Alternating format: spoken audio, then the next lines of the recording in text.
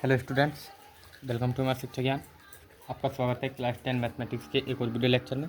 आज इस वीडियो में हम डिस्कस करने वाले हैं क्लास 10 मैथमेटिक्स की एक्सरसाइज 3.2 के क्वेश्चन नंबर 2 को।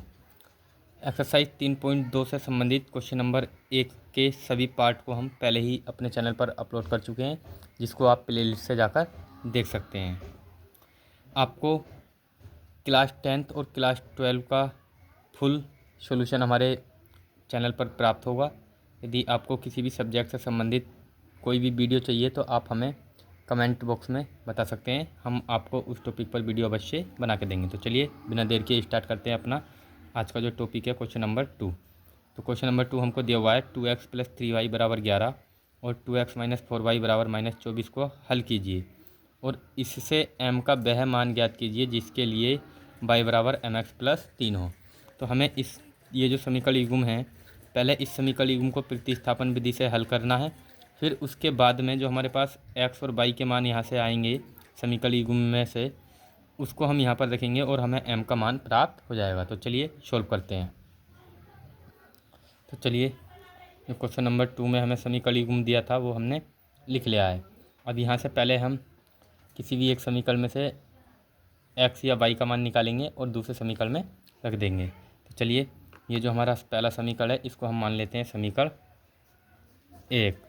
अब यहाँ से ये जो समीकरण है इसमें से हम किसी भी एक चर का मान निकालेंगे। तो यहाँ से हम x का मान निकाल लेते हैं और ये हो जाएगा 2x बराबर, ये माइनस का 4y दूसरी साइड लेके जाएंगे तो ये हो जाएगा माइनस का है तो उधर जाएगा प्लस में 4y और 2x बराबर ये माइनस का 24 ऐसे ही रहेगा और प्लस 4y भी ऐसे ही रहेगा। अब ये जो 2 है इस x के गुणा में ये कहाँ जाएगा, ये आ जाएगा डिवाइड में। तो इस 2 को यहाँ से मैं जो है काट देता हूँ और ये 2 कहाँ जाएगा, इसके डिवाइड में। अब इसको मान लेते हैं हम समीकरण 2। अब ये जो समीकरण 2 है इसका मान रखेंगे हम समीकरण 1 में। समीकरण 2 का मान समीकरण 1 में रखने पर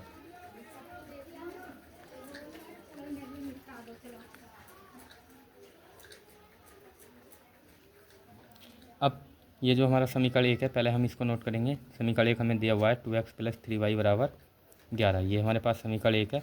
अब यहाँ से x का मान रखेंगे तो ये हो जाएगा 2 × x की जगह हम रखेंगे माइनस के 24।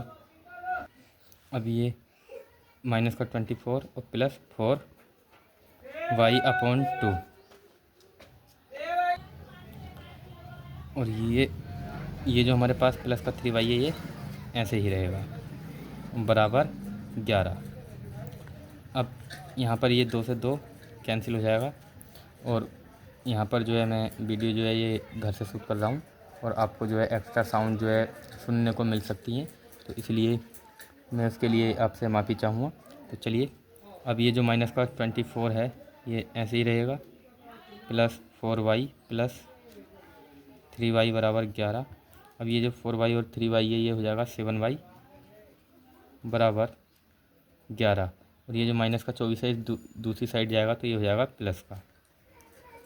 अब ये 7y ऐसे ही बराबर 11 और 24 को हम जोड़ेंगे तो ये हो जाएगा 35 और ये 7 आ जाएगा इसके डिवाइड में, तो y = 35/7 और 7 से जब हम इसको काटेंगे तो ये जाएगा 5 बार। तो y का मान हमें यहाँ से प्राप्त हुआ 5। अब y का मान हम रखेंगे समीकरण 2 में। y का मान समीकरण 2 में रखने पर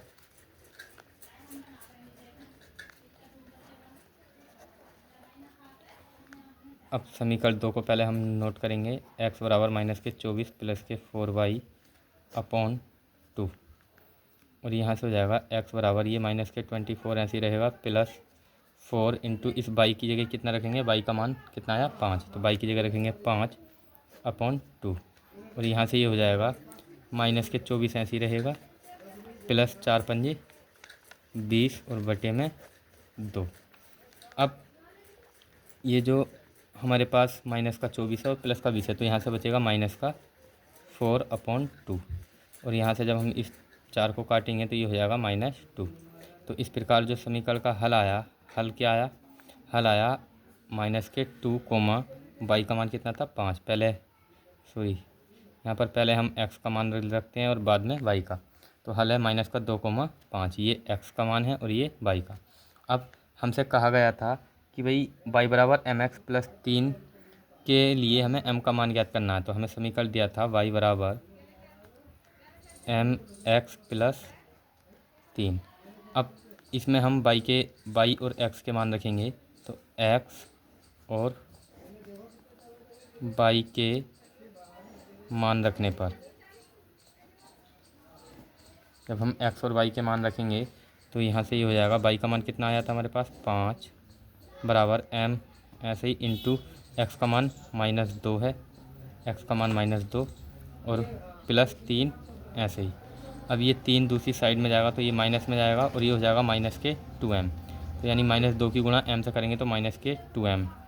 हम बराबर में लिख रहे हैं तो बराबर में हम इधर या उधर यानी राइट साइड में या लेफ़्ट साइड में किधर भी संख्या को लिख सकते हैं। तो ये -2m बराबर ये 5 ऐसी और ये +3 हम घटा रहे हैं, उधर जा रहा है दूसरी साइड, -3 बचेगा और ये हो जाएगा -2m बराबर यहाँ से बचेगा 2 और हम इस 2 से काटेंगे तो m का मान हमारे पास आ जाएगा -1।